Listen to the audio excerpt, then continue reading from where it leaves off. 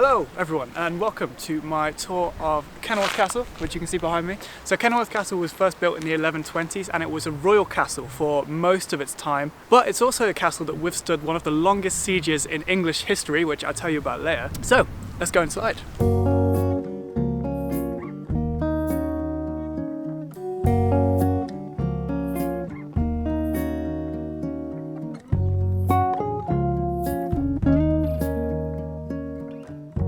So as you can see, Kenilworth Castle is not in the lavish royalty state that it once was, and that was because in 1650 it was purposely demolished and it was dismantled by the parliamentary forces because it was used as a royalist stronghold multiple times during the English Civil War. And yeah, that's why it was purposely destroyed, which is such a shame, but it's still pretty grand and imposing even still in this destructive state.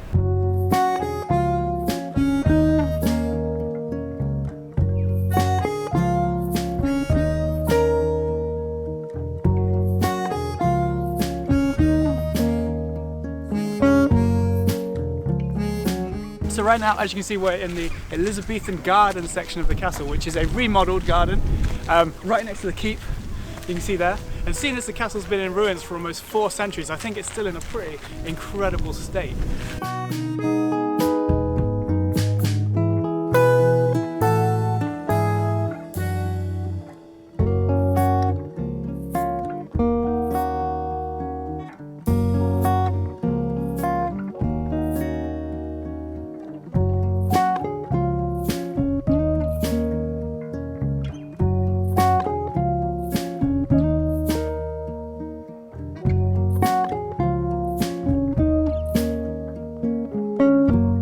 Right now behind me you can see the keep, which is one of the original parts of the castle. I think it was built in 1120. Whoa! Oh, I can't get it. There we go. And I think it shows just how formidable this thing was, that it's still completely intact now, except for obviously this one wall here. It overlooks the awesome royal gardens. So I absolutely love castles. I've visited so many all throughout the UK, but Kenilworth is one of those ones that I've always revisited, come back to like so many times, and to be honest, I've just never got bored of it. I get a little bit mind blown every single time I see it, every time, and yeah, it's always as incredible as the last.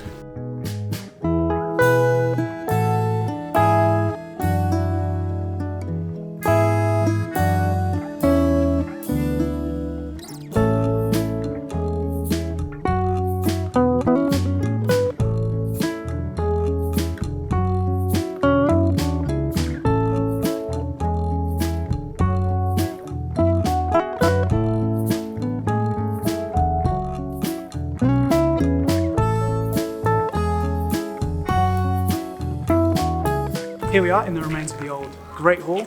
Well, more so the basement, I suppose, of the Great Hall. You can see where the floor line originally was. So this bit of the castle was built in the 14th century, so a bit later than the keep, and it was when it was the castle was sort of being transferred over into more of a royal palace to impress Queen Elizabeth I.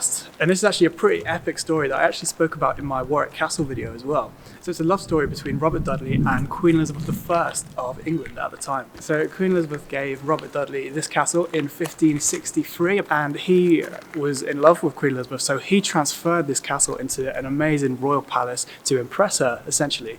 But apparently, according to the history books, it didn't work. She wasn't very impressed, but you know, who knows? Who knows what the historians missed, I suppose.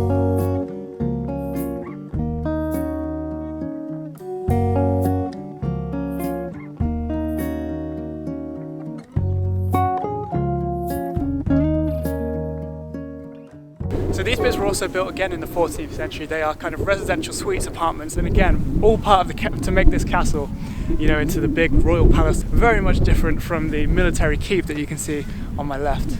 And we are in the Inner Courtyard right now, so the main section of the castle.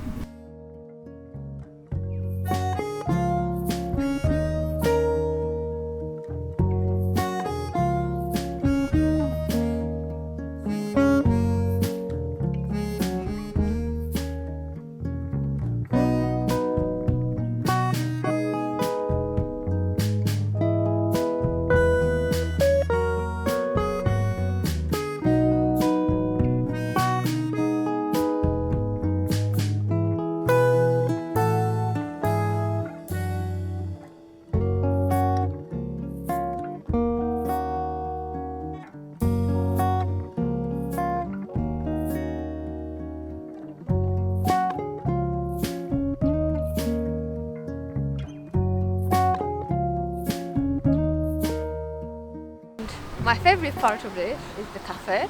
They have really nice, what is it called? Scones? Scones or Yeah. scones, who knows, one of the two. I'm not British. The biggest argument between every British person. But yeah, last time we went here, I had some and they were really nice, just with butter, not jam. But yeah, very cool place.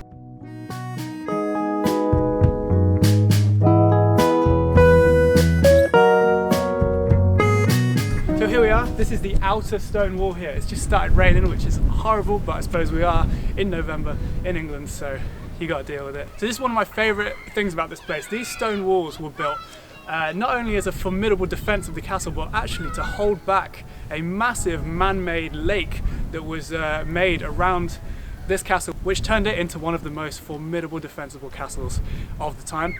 And as I said at the start of this video, this castle was one of the locations of one of the longest sieges in English history. It was sieged for 6 months. Simon de Montfort held 1,000 men inside this castle and held up against Prince Edward's invasion. So Prince Edward led an army of men, trebuchets, catapults and everything all outside the walls, but Simon de Montfort managed to defend this castle with just 1,000 men for 6 months, and in the end, it's not an underdog story unfortunately, but it very almost is. He almost won, but at the end he had to surrender because of basically a lack of food and disease. So actually Prince Edward's army didn't do anything, it was just, yeah, kind of being starved out at the end, but that's an incredible story. Now let's get out of the rain. Do you want to put it in the bag?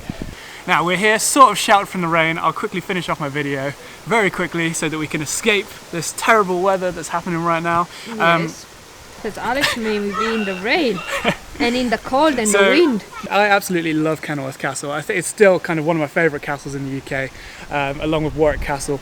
It's just so detailed, and even though it was purposely destroyed, it is absolutely massive and incredible to see. And as I said at the start of the video, it still blows my mind every time I see it. So I hope you enjoyed accompanying me and learning about this amazing place on my exploration. Please subscribe if you enjoyed, and thank you for watching my video, and I'll see you in the next one. So goodbye.